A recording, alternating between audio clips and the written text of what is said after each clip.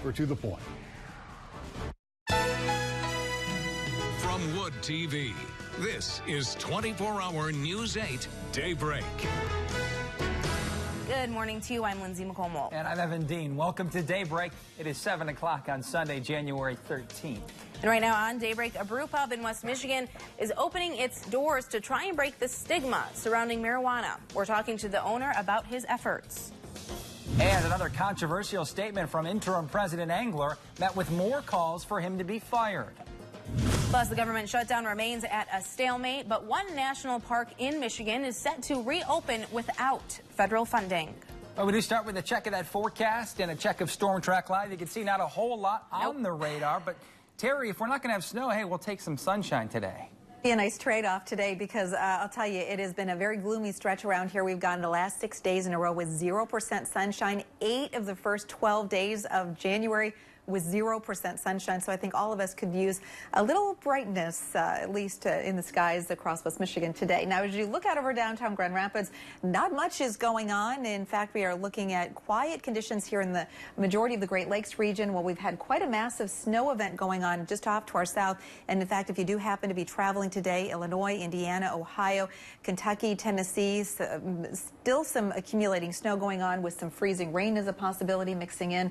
And areas along and south of the I-94 corridor, a little light snow still lingering this morning, but that's in the process of falling apart. If you're traveling through sections of rural Van Buren, Kalamazoo, Calhoun counties and points to the south, could be looking at a few slippery spots on the roads this morning because they did get a couple of inches of snow on the northern extent of this precipitation event. Otherwise, we're looking at temps in the 20s this morning. Wind chills running from about 5 to 15 degrees. We'll see the sunshine brighten our spirits today with highs in the low 30s. We'll look at the back to work and back to school forecast coming up for you at 7:15.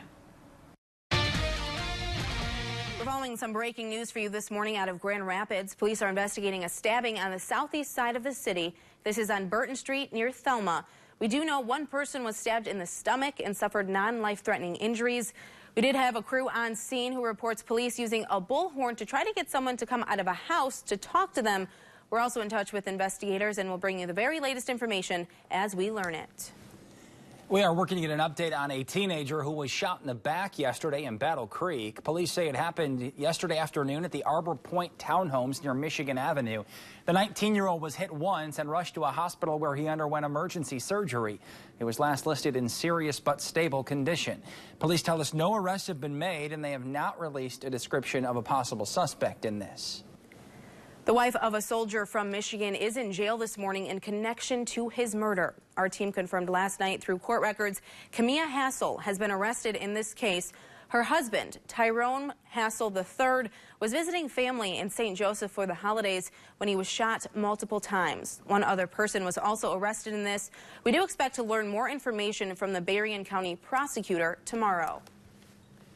Marijuana remains in a legal and cultural limbo after the passing of Proposal 1, but a business owner in West Michigan wants to help change that. So he's actually thinking of creating a support community to educate those about marijuana. He's the owner of Rupert's Brewhouse in Kalamazoo. Now, what he wants to do is he's actually trying to bring people together, use his bar as a place to host members-only group where people can exchange tips for growing marijuana, making edibles, and exchanging gifts legally under state law. Rupert says he made sure what he's doing is legal and in compliance with the Liquor Control Commission. I think it's important that the community have a place, a safe place, where they can come together and just talk about it. It's recreational now. We should be able to get rid of the stigma of bad, and everyone's still so afraid to talk about it. And Rupert says the first night was a big success, saying more than 100 people turned out for the event. A former USA Gymnastics official involved in the Larry Nassar sexual abuse scandal is now coaching gymnastics at the University of Michigan, and it is not going over well. The university confirmed to us Rhonda Fain has joined the team. She left USAG in May after being criticized by Nassar survivors for not doing more to stop the abuse, despite being told about it. Her hire comes after assistant coach Steve Viter resigned. He was arrested for having sex in public with an 18-year-old student at U of M back in October. Those criminal charges are still pending in Ann Arbor. As for Fain, U of M Athletics believes that she properly reported Nassar and cooperated in the investigation. Meanwhile, Michigan State University's interim president John Engler is under fire once again this weekend, this time for comments he made before an editorial board.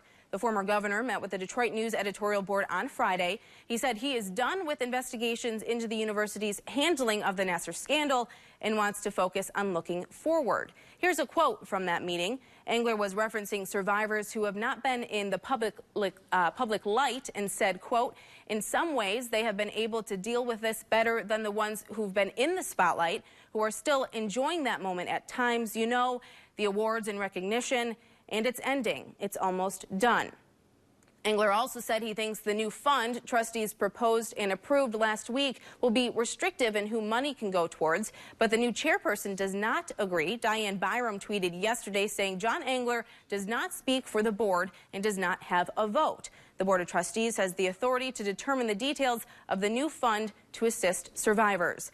Those trustees once again being told that they should fire Engler.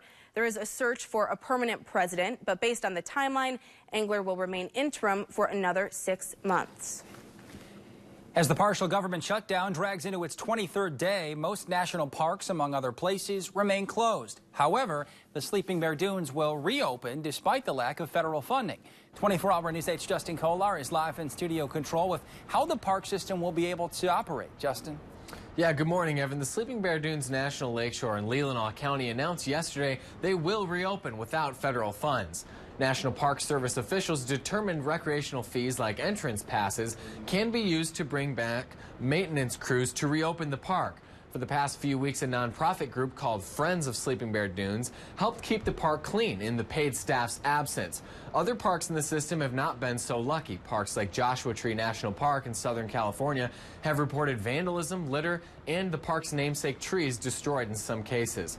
Sleeping Bear Dunes has not scheduled a specific reopening date, so keep an eye on their website for the latest information if you plan on heading out that way, as certain programs and events will remain closed during the shutdown. Live in studio control, I'm Justin Kolar.